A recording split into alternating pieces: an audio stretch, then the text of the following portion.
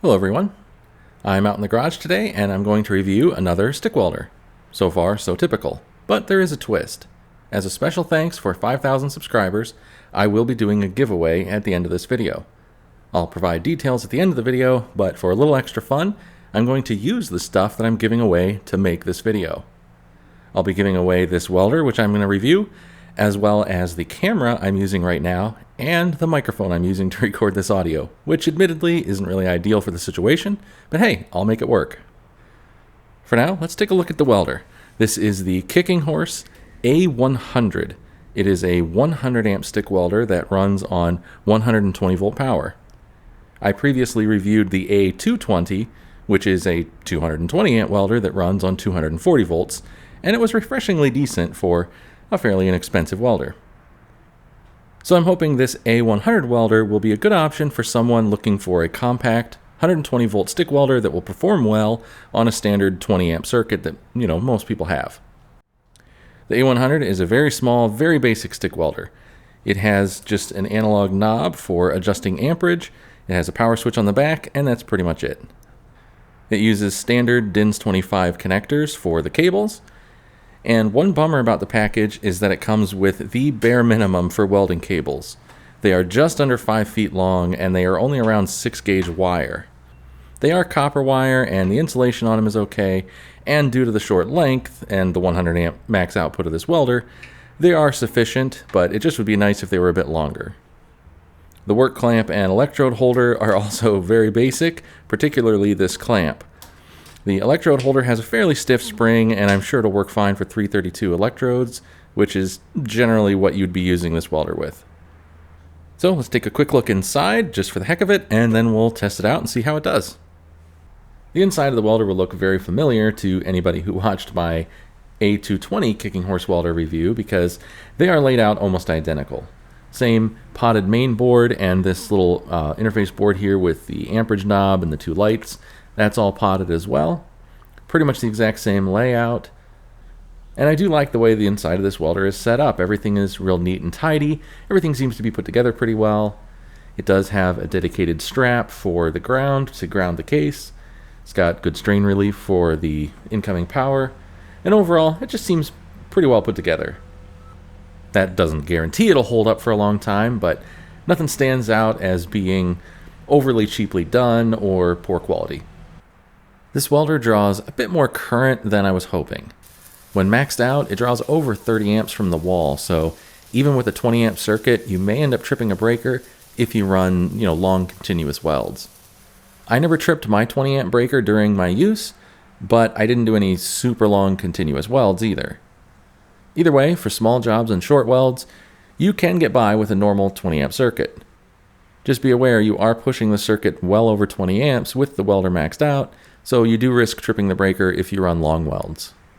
When turned down to 65 amps, it draws just about 22 amps, which is much more reasonable, but still a bit higher than I hoped at 65 amps of output. When running a 1/16 inch 7014 at around 43 amps, it draws under 15 amps from the wall, so if you're looking to run 1/16 inch electrodes, you should have no problem even on a 15 amp circuit. And this welder runs fine at lower amperages. I had no problem running a 1/16 inch 7014 all the way down to 30 amps on thin material, so this welder can run small electrodes just fine. I measured max output at around 95 amps, which is sadly a bit shy of the rated output. Actual output versus the setting isn't too far off though. At 50 amps and up, you get right around 5 amps less than the setting. Under 50 amps, it's a little bit further off, but not too bad.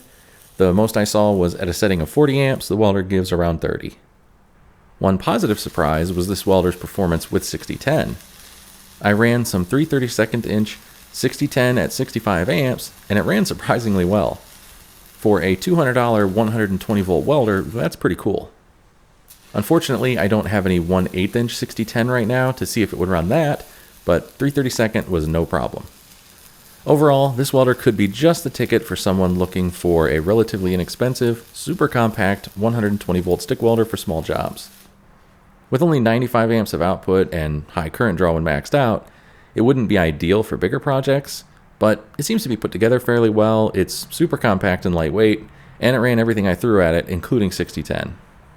So that's the welder. Not perfect, but not bad. Now let's talk about the giveaway. First of all, I will unfortunately require a US shipping address in the contiguous 48 states. I would love to make this available to everyone, but it's just not practical for me. Not long ago, I tried shipping something to someone in another country. After multiple trips to the local post office, the local UPS shipping location, and after a couple $100 in shipping costs, it was finally shipped out, but only to be returned to me undeliverable and, of course, non-refundable. So I'm genuinely sorry, but it's only available to those with a shipping address in the contiguous 48 states. But with that out of the way, I will be giving away the Kicking Horse A100 welder. I used the included cables for all the testing, so they obviously work, but they are very short, and I did find out that they are actually copper-plated aluminum cables. I had originally said they were copper cables. They're not. They are actually copper-plated aluminum. But for whoever does get this welder, I will be including some high-quality 10-foot-long 4-gauge copper cables with a solid copper work clamp and a good quality electrode holder. I will also be giving away the camera that I used for this video, which is a Panasonic FZ300 Super Zoom. It's a point-and-shoot camera, but it can record decent quality 4K video, albeit with a 30-minute record limit.